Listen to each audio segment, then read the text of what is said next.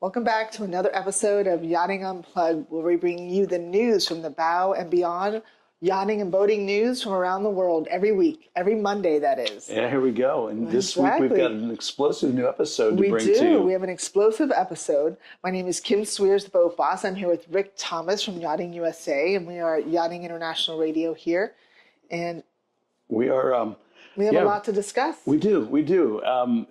This is a conversation we had leading into this because, we are aware of some events here. We talked about it in the last couple episodes with boats blowing up.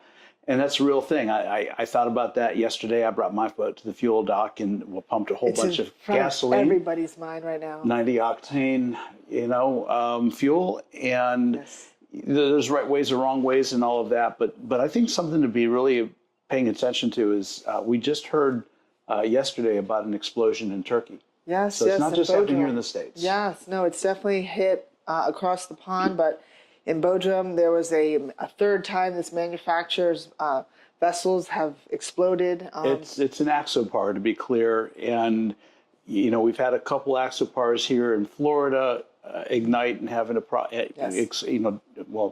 of people have lost their lives. And so I think it's important to point out that this particular boat, they're identifying a fuel bleed fitting as the potential culprit.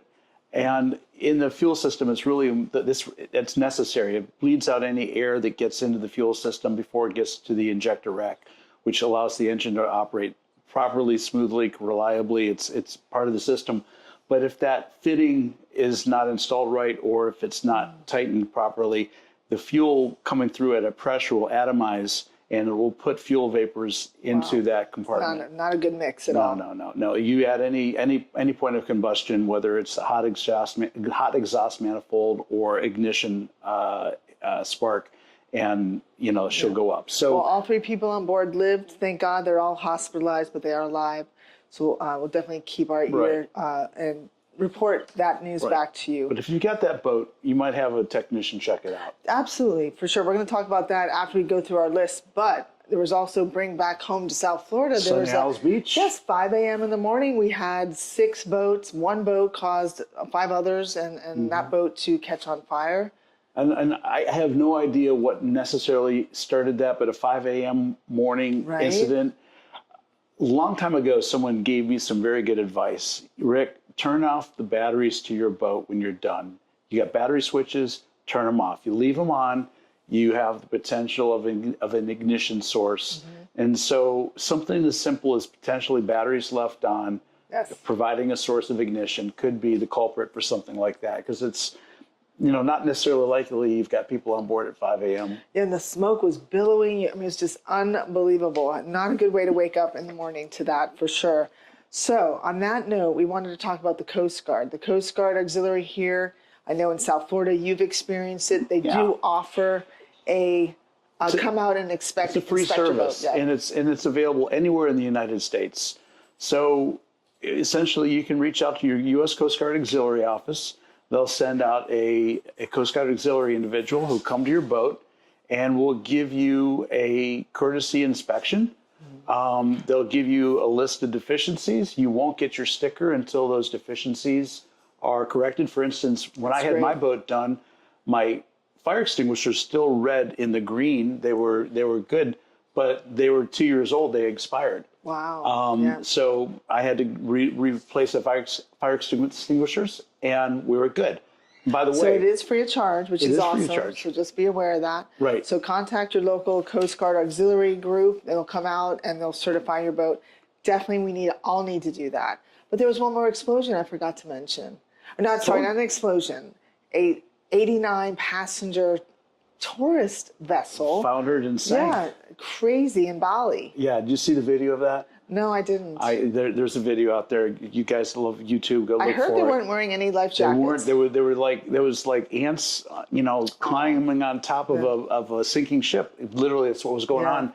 And no, you would clearly notice that there was no life jackets, no PDFs, PDFs, one of those. Oh, goodness gracious, yeah. But fortunately, it sank in shallow water. Everybody was rescued. I heard it was by the shoreline. Yeah, it's incredible.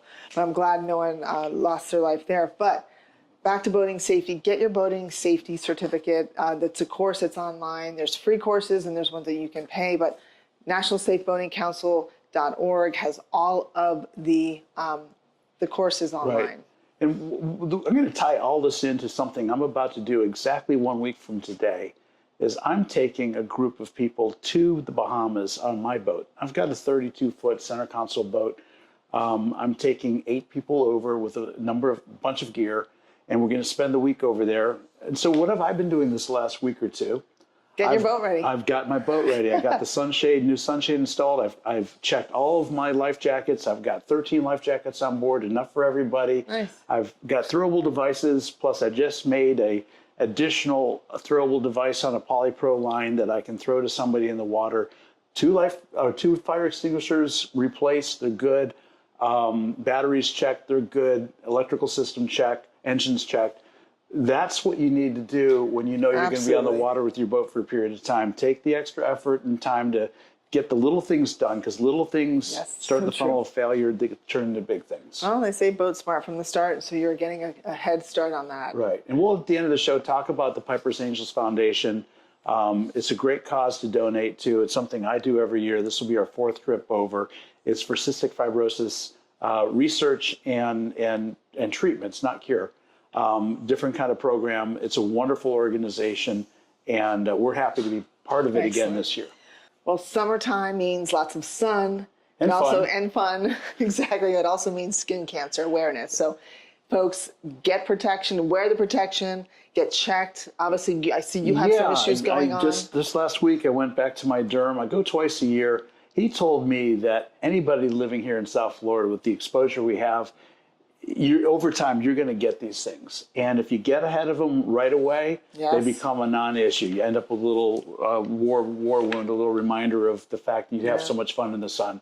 But yeah, it's really important to get checked. Super important. All right, moving on to market news. We have a lot of good stuff coming on. I saw some great news this week. Motor Yacht Luna. I love that boat. Right? Is on the market. I love it. 114 meter, 374 feet. She was built by Lloyd Worth in Germany. Yes. I was part of that build. I'm happy to say I worked with some great people over in Germany while I was with Nautical Structures.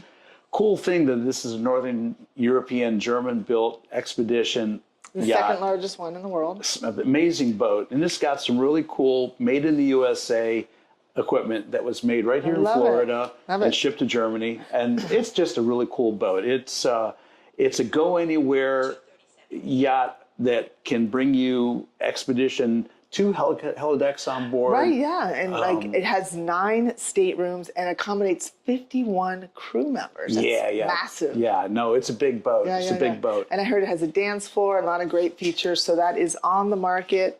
And interesting story behind it. You know, it was caught up in a tumultuous divorce and then seized by the authorities, I believe, in Germany. So it's had a lot of history, but she's a beautiful boat and definitely one to look at, to consider. Yeah, talk to your broker, see if you can get that deal lined up. That's right. Call the boat boss.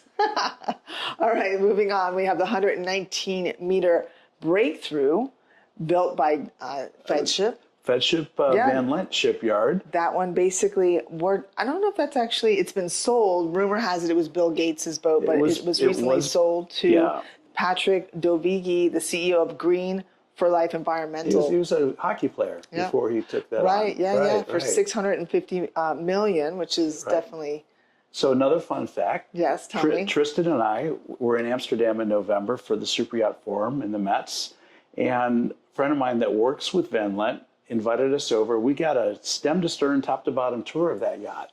Wow. Amazing. I actually got to put my hands on the cryogenic hydrogen tanks, because this boat is a hybrid technology hybrid fuel system. So it carries pressurized cryogenic hydrogen on board. Yeah, it says it's the first of a kind to integrate a 3.2 megawatt hydrogen fuel cell system generating electricity through a non-combustion process with water as the only byproduct. Isn't that amazing? Amazing. Yeah, it is. It is a really cool technology. And I do know that Fedship worked with the owner and with the supplier of the hydrogen fuel cells in a collaborative effort to develop this technology. So good on all 3 of these entities to make that happen. Yeah, and then we had the rollout of the Valhalla and Viking. They're also doing a lot of innovative fuel alternatives. So I'm really excited In to the years see. to come, we're going to see more and more of this. There'll be a trickle-down effect from these really big it's yachts great, that's going to bring this technology into smaller boats. Well, bringing it back home to here to South Florida, Twin V, which is also Aqua Sports, was recently,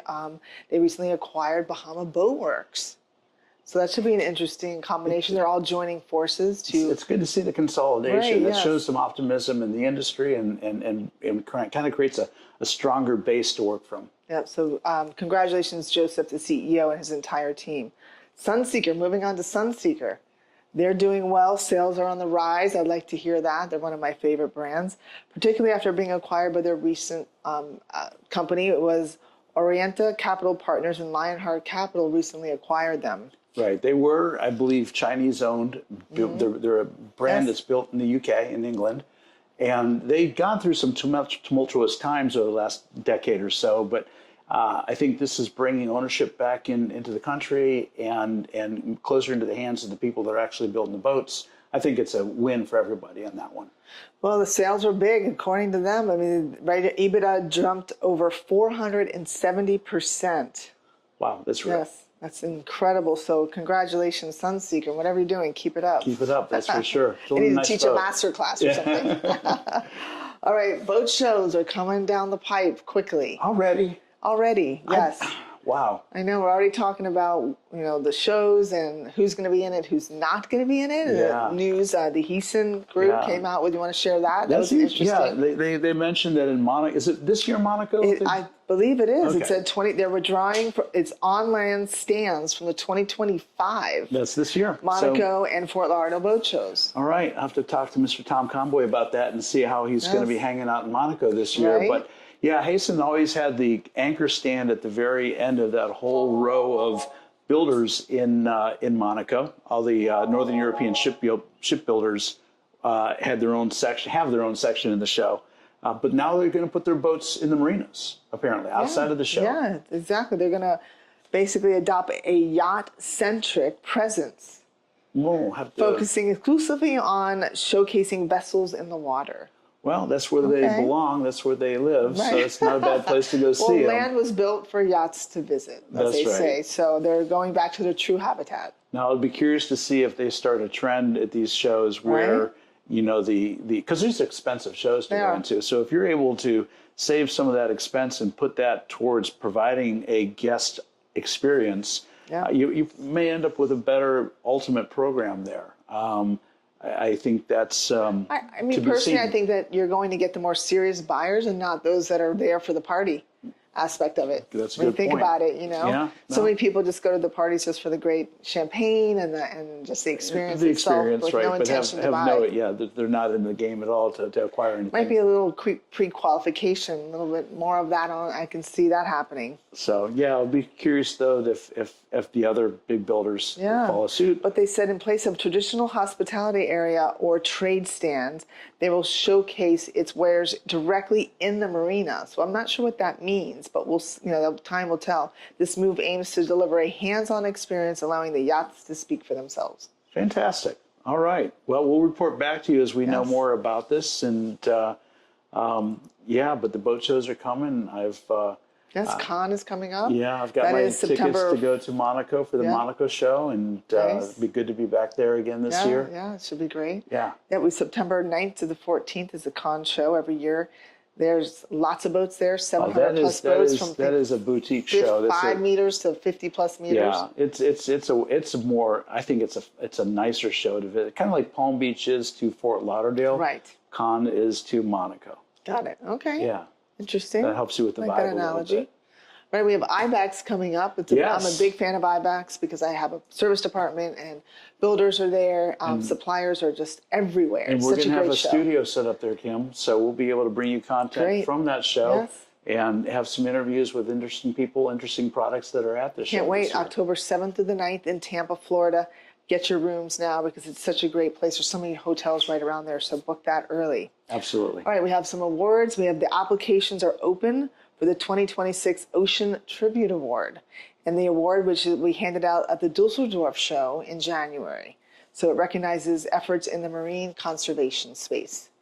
Love that. I know, right? Yeah. It's always good to pay it forward. Yeah, well, I'm a big believer in that, as you know. That's right, I know.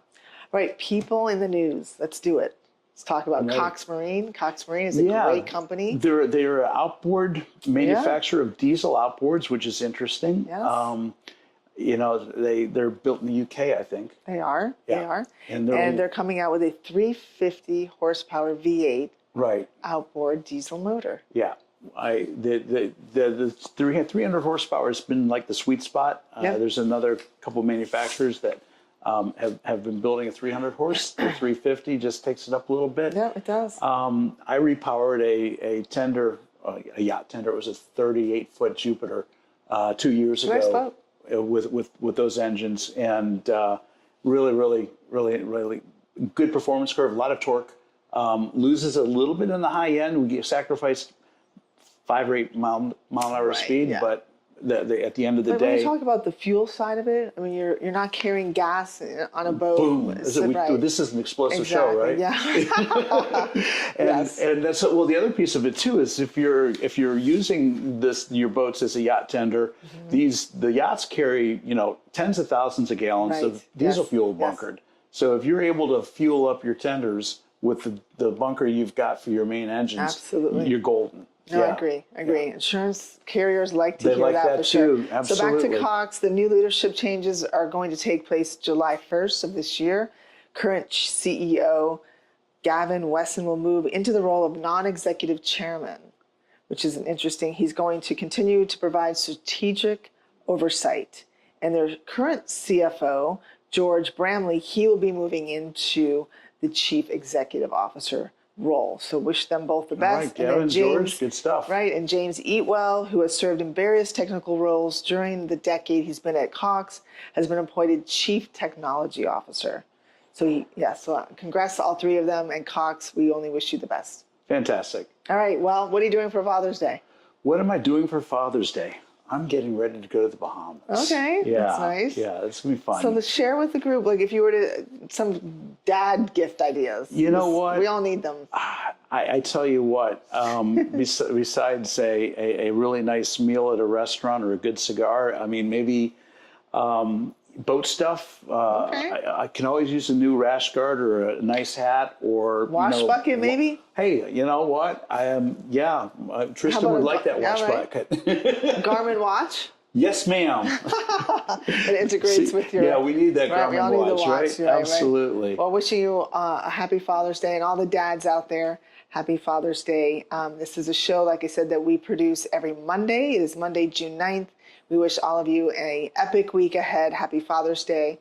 And whatever you do, always boat smart from the start, because it's not worth it to cut corners, right? No, not at all. And I'll be thinking of you guys while I'm in the Bahamas next week. We'll set up another show that we'll pre-record before I leave. Excellent. Okay. And we'll have some good, safe fun on the water. And if you have any news, folks, please reach out to Rick or myself on social. You can find us or just text us. I'm sure a lot of us, we're so out there. All you do is just Google us and find us. Yeah, if you've got something really interesting, talk to us. Maybe we'll bring you on the show one day. Absolutely. Yeah, we definitely need to address the fire explosions and things like that we've been really seeing every week on the news. We've got a special coming up. I'm not going to share too much yet, but I'm working with Resolve Marine. Excellent. And we're going to make a little demonstration. Okay. That should be explosive. I'll make sure I put my hair back, my glasses on. No, we're going to do that in the next couple of weeks. Okay, good. I'm excited for it. All right, everyone. Have an epic week, and happy Father's Day again to all the dads, and we look forward to seeing you on the water. Take care. Thank you. Ciao, ciao. Bye.